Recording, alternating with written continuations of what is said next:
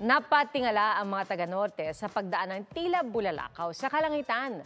At may ilan namang nangamba na maaring debris ito na isinagawang rocket launch mula naman sa China.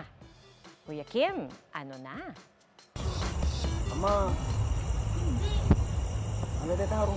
Sa videong ito, nakuha ng photographer na si Jasper Dawang. Makikita kung paano nagliwanag ang kalangitan ng Lawag City sa Ilocos Norte sa pagbulusok ng isang mistulang bulalakaw. Sa video namang ito na pinasa kay Christine, namataan din daw nila ang bumubulusok na liwanag sa dinaluhang pagtitipon sa bayan ng Patak. Ang mga netizen, kanya-kanyang teorya kung ano ito. Kung hindi man daw bulalakaw, baka raw ito'y missile. Chinese space rocket debris yan, hindi shooting star. Too slow for a meteor. But omen. Bagay na binigyan lino ng Philippine Space Agency, posibleng ang rocket daw na nilaunch mula sa China na Long March 7A.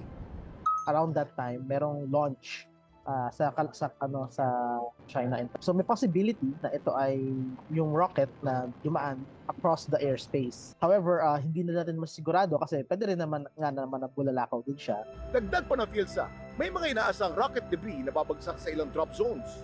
Malapit sa Burgos, Ilocos Norte, pati na sa Cagayan. Nagbigay advisory kasi baka mabagsakan yung mga pangingisda, mga lalayag sa area na yon para ma-minimize yung damage. Talagang katubigan yung target ng mga drop zones na ito. Laging tandaan, importante ang may alam. Ito po si Kuya Kim at sagot ko kayo, 24 oras.